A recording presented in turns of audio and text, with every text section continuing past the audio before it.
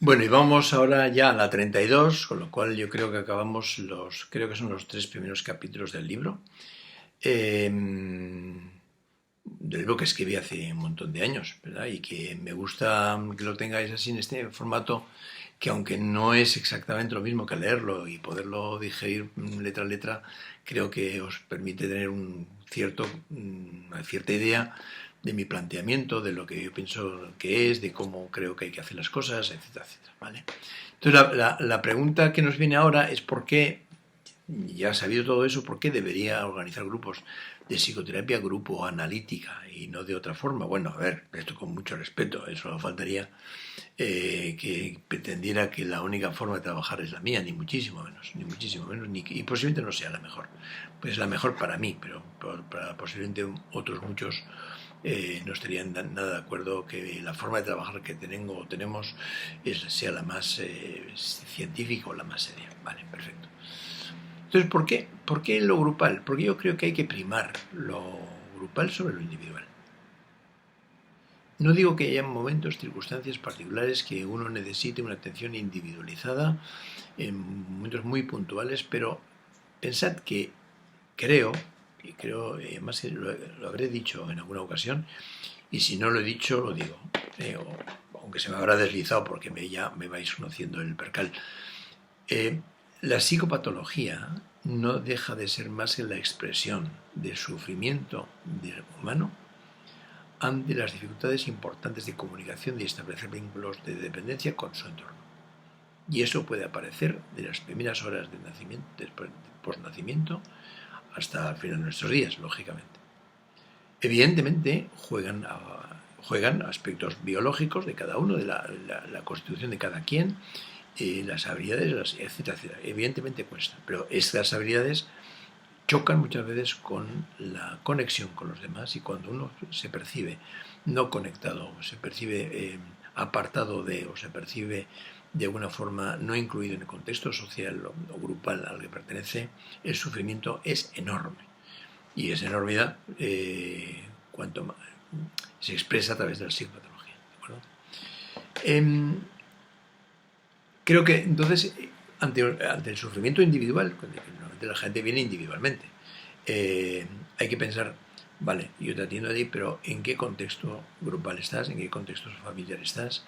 Y entonces, a incluirlo en lo grupal, creo que favorece una revisión de muchísimos aspectos que tienen que ver con la patología de cada quien, ¿no? ¿Por qué? Otra razón, porque nos da la gana. Es fundamental. Porque disfrutamos con ello. Porque es un espacio de aprendizaje y de reflexión sobre el ser humano. Porque es un lugar higiénico también para nosotros, los profesionales.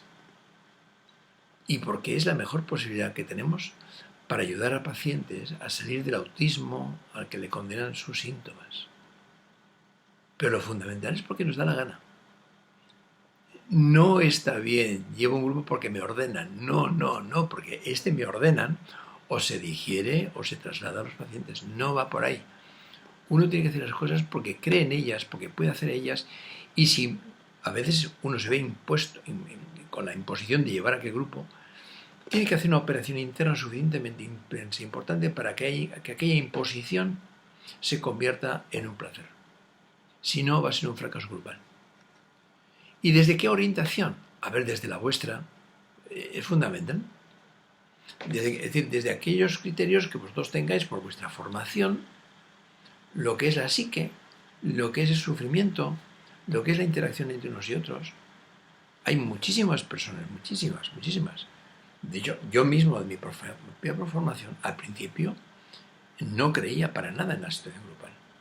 Era, bueno, un instrumento que teníamos ahí, pero yo creía y he creído durante muchísimos años, porque la formación, ahí puso el grano, la psique es algo individual, no compartido. Lo cual, siendo cierto, no lo es. Porque siendo cierto que es el producto de la actividad de la mente, esa actividad de la mente siempre está en relación con los demás. Siegel, ya os hablaré de él, lo dice clarísimamente. La mente es el producto de la actividad cerebral, básicamente, en realidad corporal, a través de las interacciones que se producen desde el entorno con las personas con las cuales conviven. no es algo que se crea como una burbujita. ¿Me entendéis? Entonces, ¿desde qué orientación? Desde que os sentáis cómodos. Es que yo me he formado desde lo conductual, pues adelante. Yo me he formado desde... Adelante, me es igual. Y la cuestión es que este instrumento al cual llamáis grupo lo podéis hacer por placer y como un sistema también de entender algo más de lo que tenga que ver el terreno de la salud mental. Hay una característica en el trabajo grupal que es importante. Yo llamo contaminación del objeto de estudio. En cierto modo guarda relación con lo que diríamos estar hasta las narices de nuestro trabajo, ¿verdad? Solamente que en el grupo la contaminación corresponde a las características relacionales de los pacientes que constituyen ese grupo, se impregnan las relaciones de ese mismo grupo, la contaminación del objeto de estudio. Y nosotros acabamos contaminados. Nosotros acabamos contaminados de las características relacionales de los pacientes con los cuales tratamos. Y eso es así. Cuando uno hace una función más operativa, puede pasar por la ducha y ducharse y decir, ya está, estoy limpio. Y nuestro trabajo, nuestra limpieza pasa por un trabajo personal, muchas veces de años. Nuestro trabajo no es precisamente agradecido, ni económica ni laboralmente.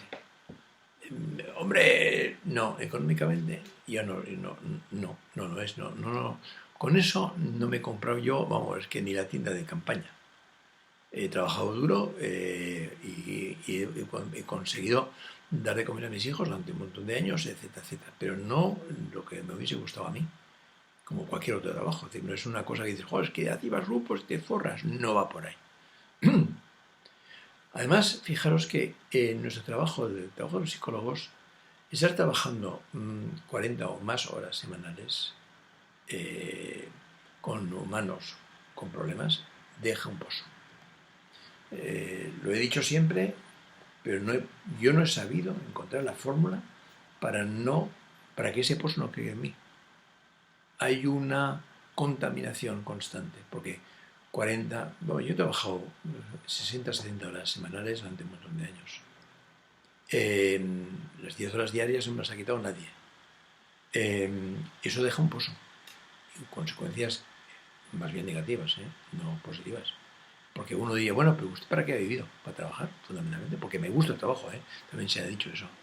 De paso, he tenido la suerte de que eso que he hecho me ha gustado. ¿Cómo neutralizas todo eso? Pues intentando que el trabajo sea agradable, divertido, que te lo pases bien. Porque si ni es agradable, ni te divierte, ni es cómodo, y encima no te pagan o no cobras lo que tendrías que cobrar, no tienes espacios de limpieza de quirófano, etcétera, etcétera. ¿Me lo explicáis cómo se sobrevive? Pues difícil, muy difícil. El hacer el trabajo placentero, divertido, creativo y agradable, eso es una habilidad que la tenemos que desarrollar individualmente. Si nuestra familia nos acompaña, a aplaudir con las orejas. Fantástico. Grotham, en su libro del año 77, dice: el sentido del humor puede ayudarle al terapeuta a impedir que el grupo caiga en una infantilización innecesaria. El hombre que tiene sentido del humor invita al grupo a verlo de modo realista y a corregir sus exageraciones transferenciales. El sentido del humor del terapeuta le da seguridad al grupo y le permite a los pacientes perforar las defensas del carácter del terapeuta, puesto que obviamente el terapeuta puede recibir bromas e inclusive reírse de sí mismo. Para el grupo es importante ver que el terapeuta es una figura transferencial importante. El terapeuta grupal debe ser una persona espontánea, capaz de respuesta empática. Esto es muy importante. La respuesta debe ser siempre espontánea, natural, directa, pero debe combinarse, como siempre, con la actitud vigilante y el sentido de responsabilidad. Grotham llama la atención porque dice que la emoción básica debe ser honesta, auténticamente sentida, mientras que la expresión de la emoción constituirá parte de la destreza del terapeuta y de su ejecución. hay una cierta capacidad, una opacidad operativa. Aquí llamo yo opacidad operativa. Uno habla de sí mismo, pero no necesariamente hablando de sí mismo. Uno tiene que saber traer ejemplos o situaciones que pueden ser personales, puedes estar hablando de ti mismo, pero sin hablar de ti mismo. Esto es una habilidad que uno tiene que poder desarrollar, porque estar toda nuestra vida trabajando en este territorio pues es complicado, ¿verdad? La humanización de las estructuras sanitarias creo que es una cosa urgente. Los profesionales somos quienes tenemos el deber de humanizarlas y de humanizarnos con ellas.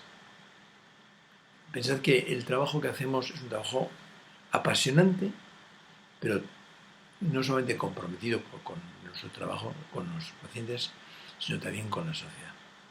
Y eso también tiene un precio que habrá que pagarlo en su momento. ¿De acuerdo? Venga, os dejo aquí.